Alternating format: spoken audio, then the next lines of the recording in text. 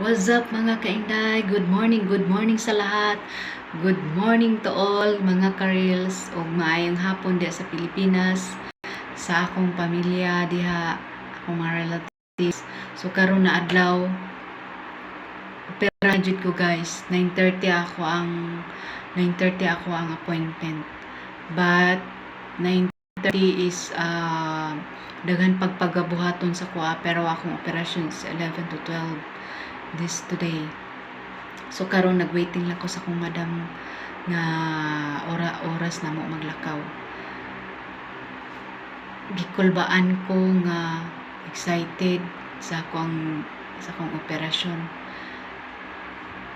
Best time kay ko sa akong amo, guys.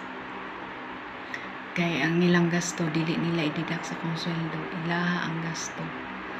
Maski dili perfecto ang akong amo, nagpasalamat gihapon ko sa ilang kaayuhan nila sa kuha. I hope dili sila mag-usab. Og happy Sunday og Ginoo na bahala sa kuha karong adlaw. Og sayo may update.